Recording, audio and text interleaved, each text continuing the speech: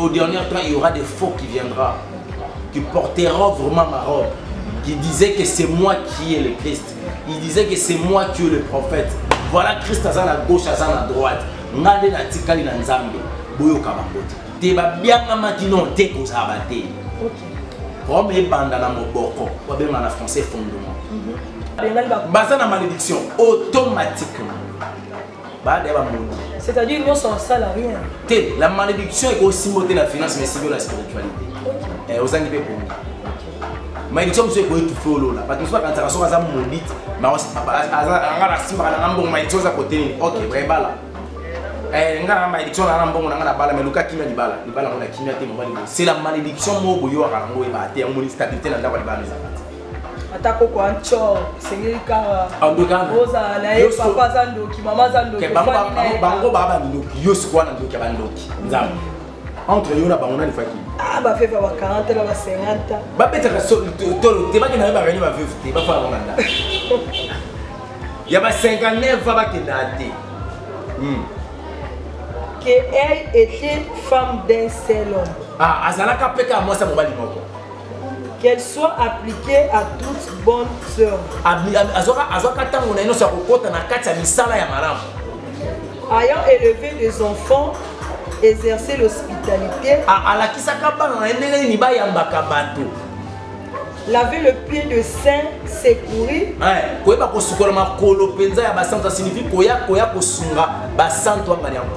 Les malheureux.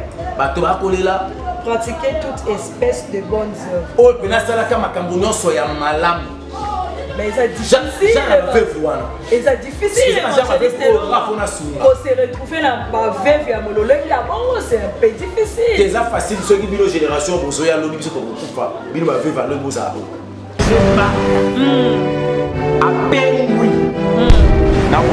Ézéchiel chapitre 3, verset 20. Si injuste est le détour de sa justice, éternel Dieu me vient devant lui et il pourra. Ce qui est évité, c'est qu'à ce moment-là. Ce qui est évité, c'est que nous avons la bac.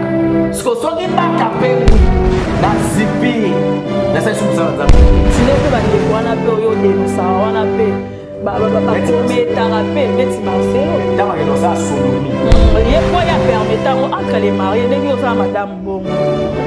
c'est tout à fait normal. C'est un acte d'abomination. Ça, dans le chapitre 1er, parce qu'il y a un commerce traité, mais il y a tout ça là. Avant de sa mère, fait ça le lot, dans un dégâché. Très heureuse de se retrouver encore une fois. Un grand merci à tous les téléspectateurs qui nous suivent à partir des 3W de Joie, Évangéliste et Elonga Télévision. Un grand merci à tous nos fans et à toute la grande famille internaute. Bonjour et bienvenue dans votre magazine Tribune de réflexion. Et Kamamakana, moi Namboka, Clarisse Beti, sans oublier le Gilles Kimbeni, que je dis bonjour à pour ça. Abonnez-vous aussi massivement, aimez la vidéo, like, que vous ne serez pas déçus.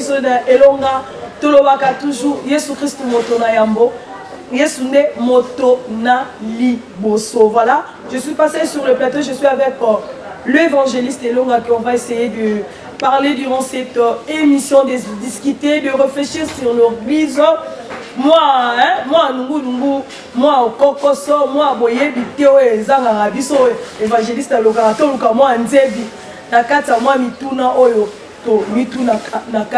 Excusez-moi avec la voix vis-à-vis à moi le sambo, moi Koemba, voix est comme un peu cassée, comprenez-moi. Voilà, je suis passé, je suis avec l'évangéliste Elonga, que je dis shalom papa.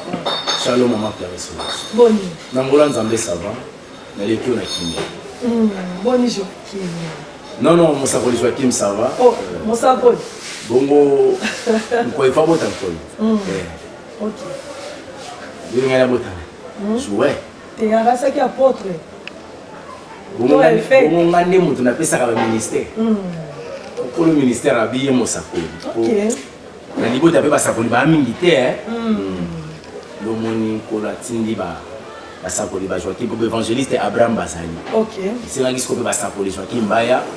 Pasteur Passad Basali. Donc allez-y comprendre. Voilà. Ça va bien famille Mobimba. Ok, merci beaucoup. Avant toute fois, tu as vraiment dans mon repos, quand tu la prière. Éternel Dieu, Jésus-Christ de Nazareth, le Saint des Saints, le récepteur de David, le Créateur incréeux, merci pour la grâce. Voilà, Père, le limito le banatina makambo établit la divinité sur le plan physique. Nous amène à Yonkolo et Simbabiso et du Bisso par l'aide de l'Esprit Saint, par le nom de Jésus-Christ, nous avons prié. Amen. Amen. Évangéliste Elonga, actuellement, ces dernières temps, il y a eu la crise spirituelle. Crise spirituelle? Oui. Oui. Par rapport à tous les dégâts qui se passent par rapport aux hommes de Dieu et aux servants éternels. Non, non, non, non, non, non. La crise spirituelle est qu'elle est au salématé. Et ça que, bateau au besoin qui mandat à Satan, n'est pas pour exercer leur mission convenablement. La manière dont Bayokanaki n'a diable. Il n'y a pas une question, il y a crise spirituelle. Nous, on est là. Les enfants de Dieu, partout dans le monde, au bazar chrétien authentique. Bon, ça, on a crise spirituelle par rapport à nous. Bon, parce que j'avais Nathan qui m'a un message prochainement. Je pense avec le jeu qui on va essayer de discuter. Ça, 4 prophètes. On va faire ça qui va prophétie quand on parle en colo il y aura un temps sur le monde va signe vous savez que crise spirituelle est comme qu'on et comme qu'on sait a été basa dans un basa juste battre parce qu'on voit des signes déjà donc on va dans Satan mais yo ozo prophétie on va le baki nini va passer pour nango banani ou le bango en tenalobi prochaine émission na oya nango comme ça on va essayer donc crise spirituelle les athées crise spirituelle les athées parce que tout ça la spiritualité communauté. La vie spirituelle c'est une vie de l'individu entre la personne et son créateur. Le jour où le Christ reviendra pour récupérer sa femme qui est son église. Maman Witch et tout le coup ya batoté motona motona matana tangunaye. To matana seconde moko te na heure moko te na minute moko te. Ozomona. Donc to mutuna mutako matana ndenge na ye. Et tant ndeto sili ko mata to ke ko koma liboke siko to kozala. Donc ceux qui va sous ba opengwa ba musu ba opengwa te. Le niveau ba teke ba o ba pengwi ezali crise spirituelle pour le ba pengwi te. Je comprends pas. Maintenant le moment pour expliquer tous ces moments. Non non, le temps est arrivé selon 2 Timothée chapitre 4 en retard dans la première verset. OK. Qui t'attend à D. Amen. T'attend la formule de Christ. Amen. L'Esprit dit expressément que dans les derniers temps certaines régneront la foi pour s'attacher à des esprits trompeurs et à des doctrines diaboliques. C'est du part des menteurs hypocrites marqués au fer rouge dans leur conscience. La parole du Seigneur. Amen. Alors, la Bible dit que Nataya Souka, bato bakubwaka kondima bakuwanga na kondima na bango. Siko lolenge diable asali lecture ya bato. À comprendre que bato bakuwanga na kondima te. Dans quel sens? Abandonner déjà kosunga bango, la pauvreté, parmi kokota, la pauvreté spirituelle, la pauvreté mentale et sur le plan financier, et permettre de se retrouver dans l'homosexualité, et permettre de qu'il va vivre boyamabe, et permettre de kota na kimoyibi, ba kota na lokuta. Alors, diable aye ko bimisa ba oyaye. Après si bango identité soi-disant ba sali nzambe. En réalité ba sali nzambe te. On ga na bien ba paston ba na ba prochette. Bango tangu ba bimi bah comme il poser bah acte et bah scandale pour que la foi des enfants de Dieu est comme araignée. Ça signifie quoi? Bah le baki ah na elonga otondi milaka yepe lisusu kana makambo to semble les souti. Tant que tu as rejeté éternel Dieu en bloc à cause là, Satan a reçu sa mission parce que sa mission c'est là qu'il n'atteint un souko to comme moto a régné sa foi. Toutes ces choses, elles ont rapport à un souka. Oui, tu comme il a un souka, bah signal fort yango, devient les enfants de Dieu. OK. Tant il comme il a souka, il y a un moment où scandale est commis. Bah scandale où on est commis, ils ont un bateau, on va comprendre que ah, on a le bateau qui faut. Ah, ma cambo, il y a un solo. Mais il y a un bateau à cause de scandale. Parce que bateau à cause de scandale, ça t'a accompli la mission. Vous comprenez? Or, c'est le temps. On court derrière le temps. Et maintenant, comment récupérer tous ces brebis au Rose a perdu à cause de ces scandales? On continuerait toujours à évangéliser. Nous continuerons toujours à faire des émissions. Où il y a des brebis en cours sur le comme à mettre. C'est ça. Maintenant, évangéliste Elonga, Maté à au côté à Bisso. C'est comme si vous ça dit à quoi? Déjà, ce qui m'a non, maman, oui. Ce qui m'a dit au Baobi Kangote, c'est qu'il y a et pas na yo ils en a vite. Son appel solitaire. Pour l'été, on est en vie katina yo. Il faut nga moto na pesa on la vie pour nga faut la vivre. Si je le vis pas, yo bi Kangote. Yango monito. Ya bato ba benga ma chrétien ba ebelo. Ba bika ki mo Christ oté. C'est parce que bato ba pesa ka bango malakisi wana ko bika ki mo Christ. Bango ba bika angote. Yango moni ki mo Christ ezanga pa ya bato ba benga ba Christ. Mon Christ est Seigneur à l'olengeni pour attaquer ceux qui a se retrouver dans le cœur du scandale et se retrouver les lots. Pour à se rattraper et Seigneur mon Christ habite à l'olengeni. Genre ni na mon Christ moté ito moyoki. Na lobi moyoki. Et Seigneur habite à l'olengeni. Te azonga na makomi.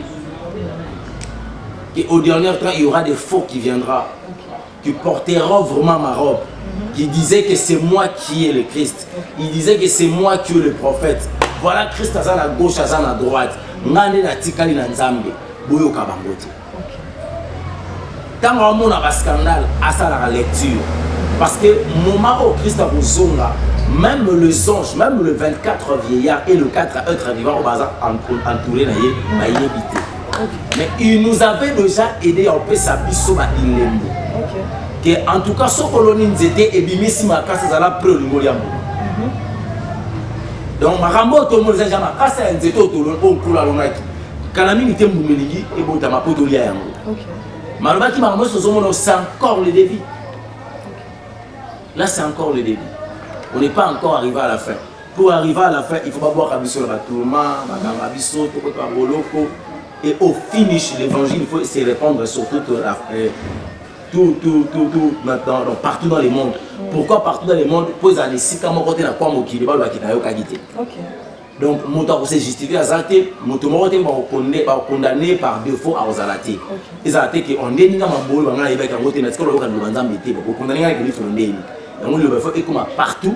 Pour yomo comme ça la souko choix la part de l'homme pour son éternité. Joue un grand rôle.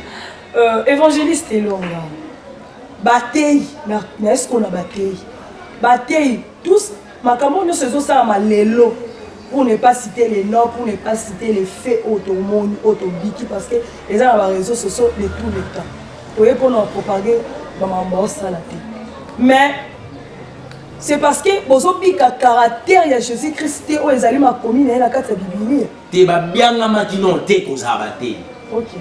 Comme les bandes dans mon boko, ou bien dans la français fondement. Maman Witch, un évangéliste, un pasteur, un docteur, un prophète, un apôtre, c'est une élite. Une élite, c'est quelqu'un qui prône ou qui incarne des valeurs. Dans le niveau de la connotation de la biso, le ministre de l'Éternel, nous devons incarner ce qu'on appelle les valeurs spirituelles. Alors, pour incarner les valeurs spirituelles, il faut être un homme spirituel. Pour être un homme spirituel, il faut naître de nouveau. L'appel au ministère doit venir. Quand Dieu te donne quand Dieu t'appelle, te donne une mission, il te donnera un message pour propager. Je prends un exemple pour ne pas y kenner. Et là, on a une mission. On va appeler ça qui est un message de dépouillement. Bango message ça. Peut-être que baza balia la missionité, peut-être que bazali na babimeni la repentance, peut-être la grâce, peut-être que babimeni comme ça batubalo qui évangéliste long. Maman Wetchi, quand Dieu t'appelle, il te donnera un mot. Donc ça lui botte. Et sa place va te venir à échouer un appel. Dieu t'a appelé dans le ministère. Ok, qu'est-ce qu'il t'a dit? Abengo poignet. Pour au salaire, Moussa Lango Senzani. Ok, ne coule pas de bine. Aoye bisoni au boye bisaba. C'est ça sera comme la clé. Pour que ça est distingué avec les autres. C'est que moi je te dirais. Bandeko oyo ya makité. Ok. Ba bien la makipe côté à terre. Ba mi comme ici ba terre. Yango moni ba côté à ba terre. Apparemment, apparemment, suivre le caractère de Jésus-Christ, c'est très difficile dans mon théo à Bengami. Vivre le caractère de Jésus-Christ, c'est la question d'enseignement. Ok. Le fondement, c'est l'enseignement. Le caractère de Jésus-Christ, ils allaient une partie de sa divinité. Okay. Pas Jésus sur... Ou ils allaient une partie, il y a spirituel, il y a Jésus. Okay. Donc, Jésus dans sa souveraineté. Nabunzambé n'a tout entier sur le caractère. Okay. Mais sur le plan, il y a comportement, il y a Jésus sur la... Voilà, Jésus annonce. En chair et en os. Et nous, Jésus Bolingo. Nzambe Bolingo. C'est le comportement de Jésus. Mais quand elle se retrouve place où il salir temple naïe, à Panzi Biloko, c'est le caractère. Il a dit beaucoup misinda kunanganda kwa miyibi. Ah là ça fait partie le caractère. A frappé il faut frapper malgré ça Bolingo. OK. C'est le caractère. C'est là où moi je déplore aujourd'hui dans Batata Nabiso. Scandale au sein de l'église, soi-disant église, ça s'est fait. Mais aucun apôtre, il s'est levé le col, apôtre pas à CT. Parce que vu le Zolo Banabiso, dans Ephésiens chapitre 5, verset 9 à 11e verset, que ne prenez pas part aux œuvres impistreuses des ténèbres, mais plutôt condamnez-les. Mais Bango a tellement côté à s'élever pour à condamner. Ça prouve suffisamment silence complice. Mais j'avais soulevé. Parce qu'on manquait ce qu'on appelle le caractère de Jésus. C'est parce que fondement. La parole. Église le comme à moi nous parce que comportement est soulevé mutefane na kata de Torah to lobamo. Non, même les comportements de Jésus qui n'a pas d'église. Est-ce qu'il y a un amour au sein de l'église? Non, je pense. Ba on va pater ba oyebisa ba yebisa ba yo ki biloba nzambe ete boza loka ba filmer. Ba sangi caractère, ba sangi comportement, ba zui wana wapi. Baté kotanga la théologie, la philosophie de la Bible. Okay. La pensée liée aux humains. Nenge moto à comprendre les commis sans la révélation. Okay.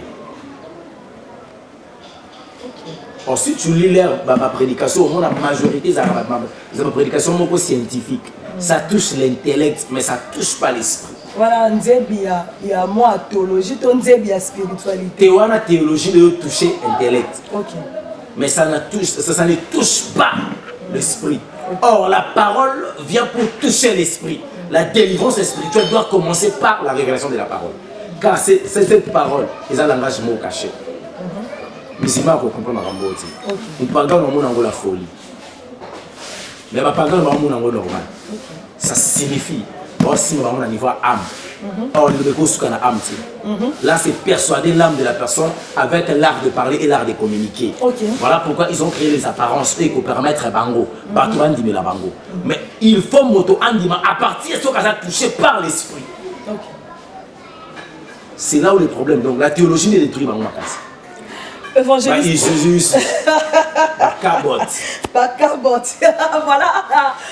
Merci à toi, Jules Kimbeni, derrière la caméra. Et là, Jules Kimbeni, image au le frère Jules Kimbeni. Voilà, merci beaucoup.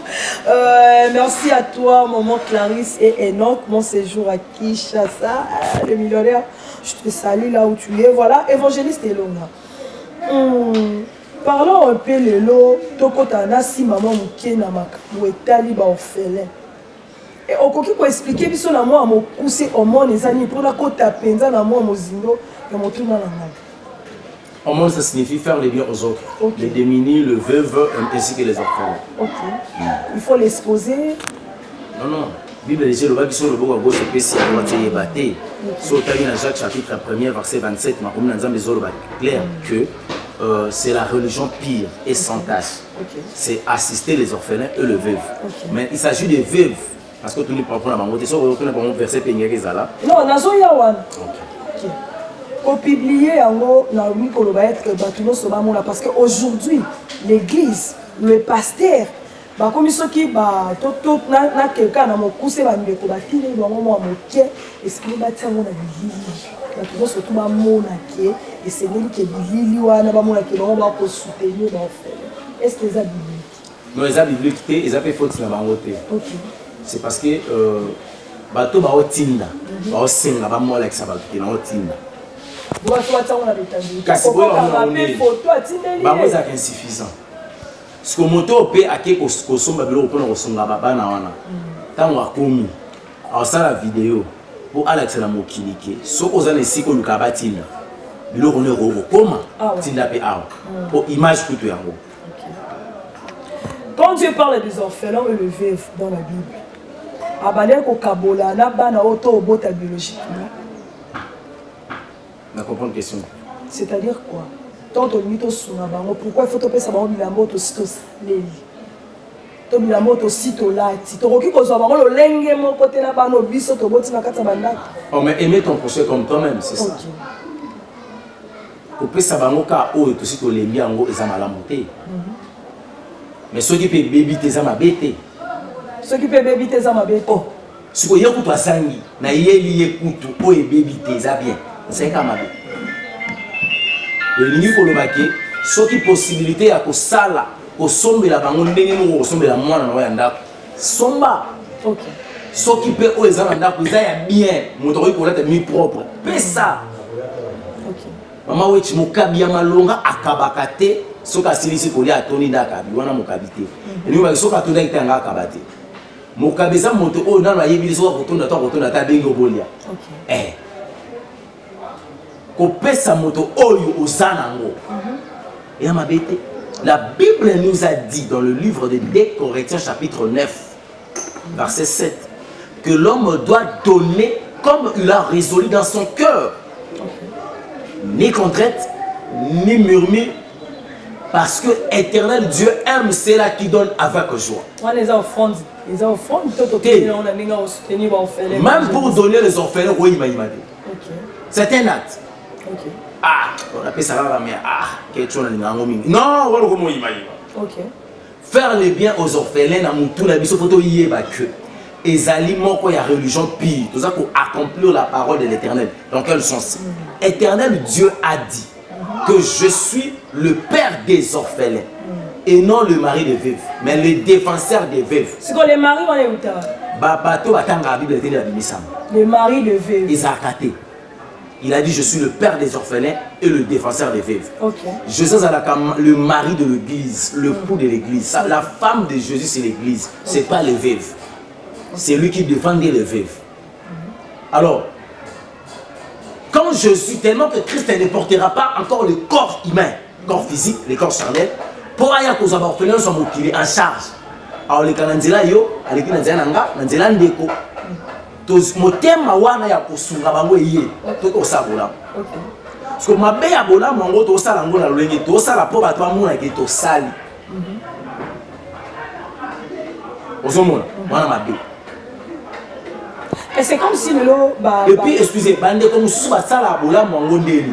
Ba bimbo na biso to pia dim te bien so to na orphelinat. Mais c'est ça aussi le problème par rapport à Badi. Moi, là, je suis un pasteur, un surieté, un pasteur, un escroc, un pasteur, mais on dit un pasteur, un dixième dans la on a qui continue l'orphelin. Cette situation de dire, c'est comme si les gens ne comprennent pas ou comment. Non, non. La cupidité de pasteur est celle qui va réunir la foi de la parole. Ok. Batoba boya kondima que dit mais en vrai. C'est la loi, c'est lui-même pas la grâce. Nous ne sommes au temps de la grâce. Mais la personne qui avait apporté la grâce, il avait dit, je ne suis pas venu pour abolir la loi, mais pour le faire accomplir. Pour qu'ils s'en bien. Vous comprenez? Alors, Batobabi qui est au peu ça limité, dit mais c'est faux. On ne peut se dire tout ça au monde. Ce qui n'est pas vivre, la vie livre il y a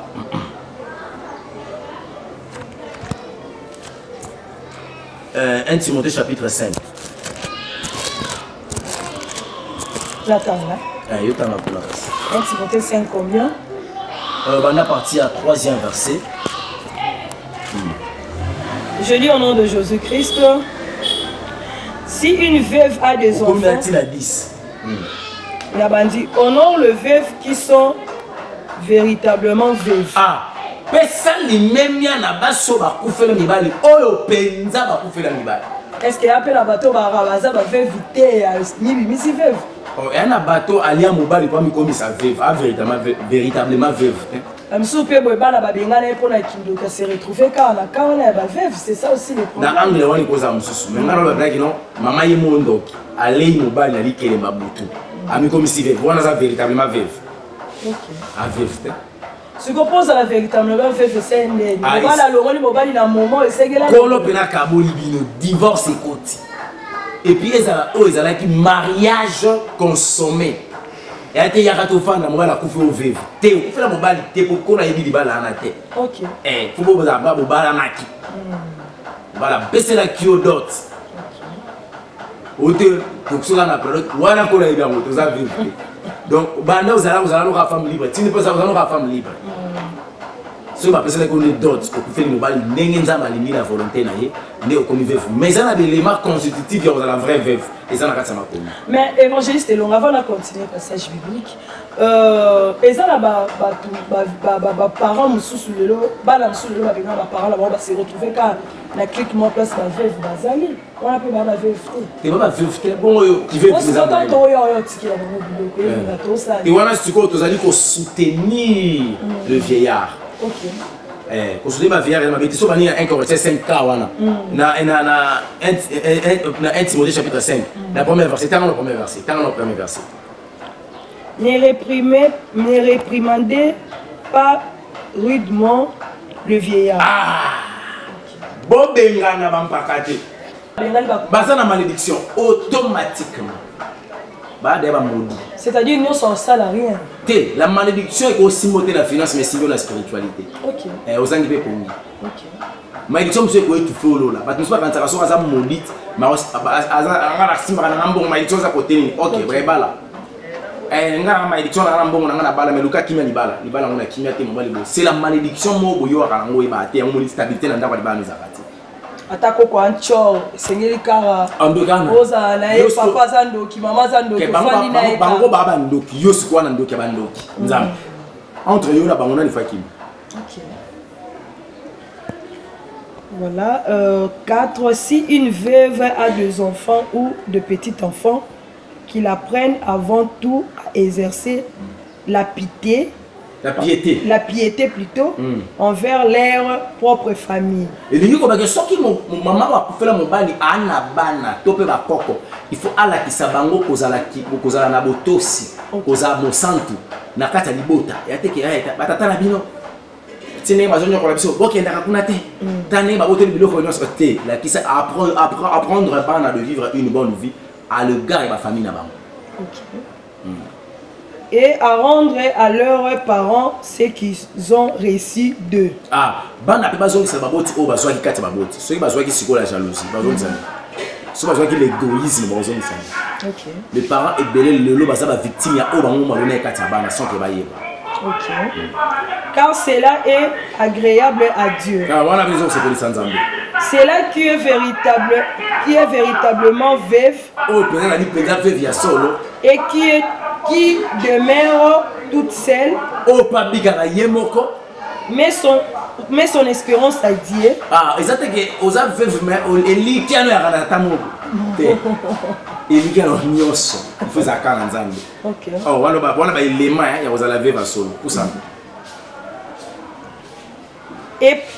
Et persévérer nuit et jour dans la supplication et le prière.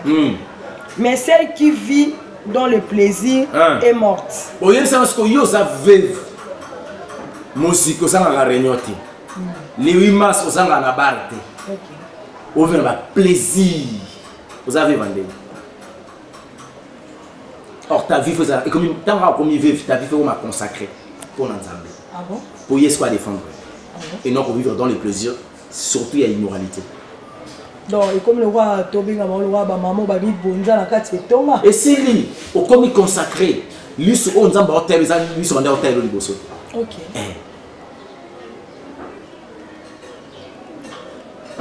Mais c'est quiconque vivante. Déclarez-leur ces choses afin qu'elles soient irréprochables. Si quelqu'un n'a pas soin des siens, et principalement de ceux de sa famille, il a réuni la foi. Ce qui me moto ayebi ko zo soya libota na été. Ils ont le droit de kondima. Donc vous devez aboyer dans ta vie, faut être responsable de ta famille aussi. Eh, aux soins libota na. Ils ont ma bête. C'est pas un péché. Sur ça la ngoté. Ils ont le droit de renier ta foi. Et il est plus qu'un infidèle. Il est pire qu'un infidèle. Ah. Donc moto azora soya famille na été. Plus qu'un infidèle. Qu'une veuve pour être inscrite sur le rôle.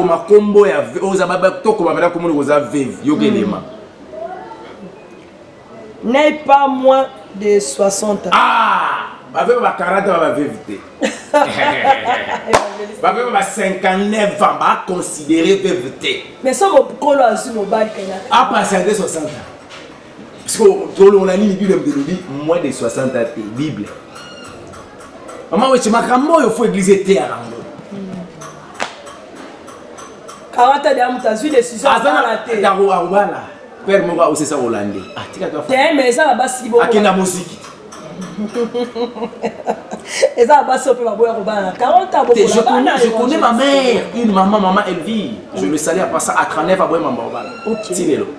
39 ans. Maintenant, aux jeunes de 60 ans, les gens qui là-bas qui a comme une veuve. Ok. Ah, bah, veuve avoir 40 ans, 50 ans. Bah, mais tu n'as pas réuni ma veuve, tu vas faire mon anda.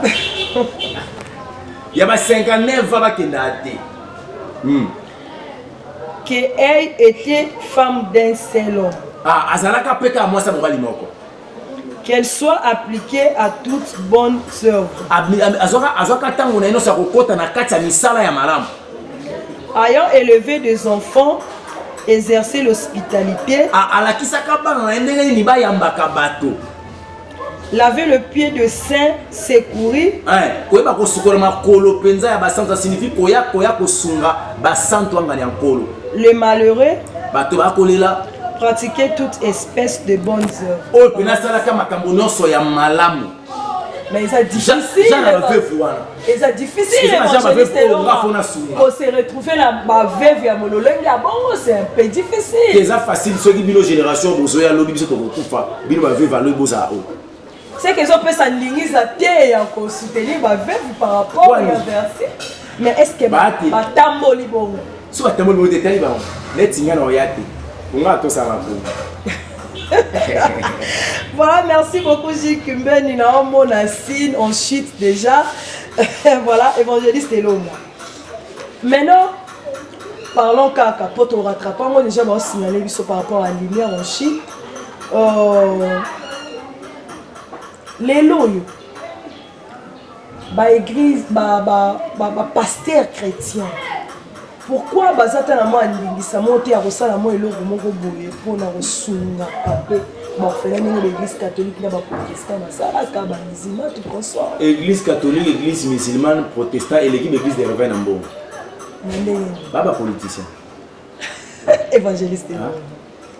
Il peut pas pasteur, beaucoup de la copain. Boli a quitté.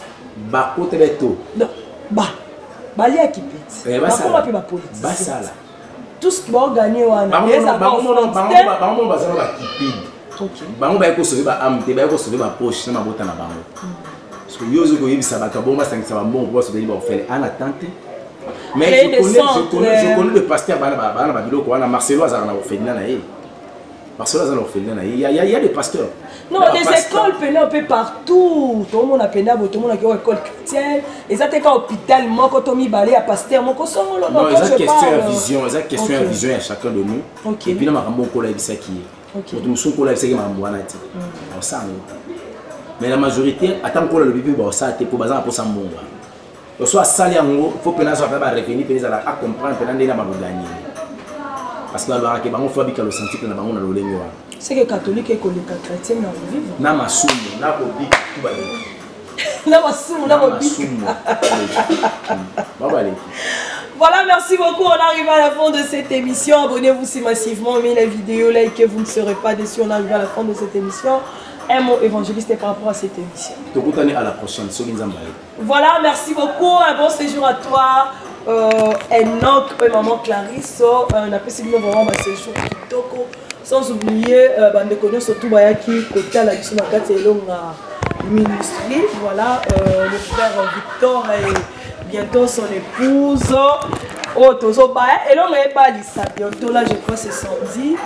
L'église est longue pour célébrer le mariage. Donc, il y a Serguette, on a le frère Victor, c'est samedi déjà. Merci beaucoup. On a surtout la Bible, que Dieu vous bénisse.